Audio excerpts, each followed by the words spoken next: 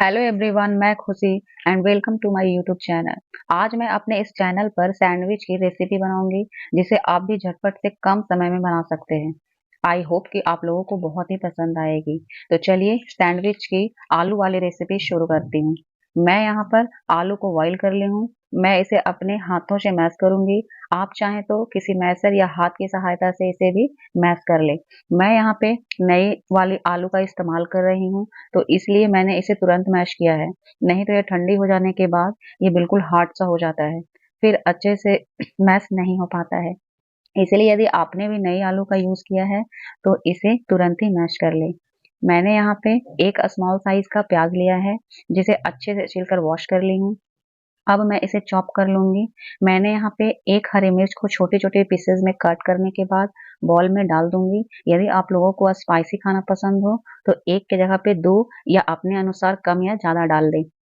उसके बाद मैं यहाँ पर थोड़ा काला नमक ऐड करूँगी। उसके बाद मैं थोड़ा यहाँ पे सफ़ेद नमक का भी यूज़ कर रही हूँ।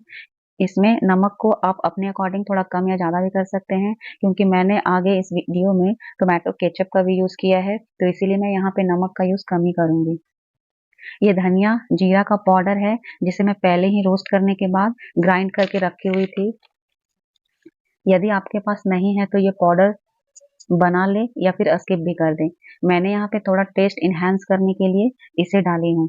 अब मैं यहाँ पे चिली फ्लेक्स का यूज़ की हूँ। यदि आप इसे बच्चों के लिए बना रहे हैं तो चिली फ्लेक्स का इस्तेमाल नहीं कीजिए। 1 चम्मच के करीब चाट मसाला ऐड कीजिए। यदि आपके पास काली मिर्च का पाउडर है तो उसे भी आप आधा चम्मच मिला लें, और धनिया पत्ता है तो उसे भी मिला लें। उसके बाद सभी को अच्छे से मिक्स कर लें। मैं यहाँ पर धनिया पत्ता का यूज़ नहीं कर रही हूँ, क्योंकि मैं धनिया पत्ता का सॉस बनाई हूँ, तो उसे ही ब्रेड पर यूज़ करने वाली हूँ। दोनों में से कोई एक आप यूज़ कर सकते हैं। अब मैं गैस ओपन करने के बाद तवा चढ़ाई हूँ। मैंने यहाँ पे व्हाइट ब्रेड का यूज़ इस्तेमाल किया है। मैं अपने लिए 2 सैंडविच बना रही हूँ, तो मैं इसी पे इस ब्रेड को इस तरह से फैलाऊँगी। तो उसके लिए सबसे पहले मेयोनीज़ को दोनों ब्रेड पे स्प्रेड कर लूँगी, कुछ इस तरह से। फिर मैं इस पे आधा चम्मच के करीब टोमेटो केचअप को भी इसी तरह से स्प्रेड कर लूँगी। उसके बाद तैयार किया हुआ मिक्सचर को इस प्रकार ब्रेड पर रखकर स्प्रेड कर लूँगी। अब दूसरे वाले ब्रेड पर धनिया पत्ता के जो मैंने चटनी बनाया था, उसे भी इस तरह से स्प्रेड करूँगी। यदि आपने स्टार्टिंग में धनिया पत्ता का यूज़ नहीं किया है, तो आप यहाँ पे इस सॉस का ज़रूर यूज़ करें, टेस्ट को और बढ़ाने के लिए। फिर आप ब्रेड को हल्के हाथों से प्रेस कर लें। अब तवा बिल्कुल गर्म हो चुका है, तो मैं फ्लेम को लो कर दूँगी और घी को इस तरह से स्प्रेड कर लूँगी और इस तरह से ब्रेड को रख लूँगी और लो टू मीडियम फ्लेम पर होने तक इसे पकने दूँगी, क्योंकि ये जितना लो पे होगा उतना ही क्रिस्पी निकल के आएगा। यदि आपके पास सैंडविच मेकर है तो आप उसमें भी बना सकते हैं। ये हल्का रोस्ट हो गया है, तो मैं इसे अब पलट लूँगी। अब मैं इसे दूसरी ओर फिर से पलट लूँगी। अब आप यहाँ पे देख लें कि ये पूरी तरह से क्रिस्पी हुआ है या नहीं। यदि आपको घी खाना पसंद हो, तो आप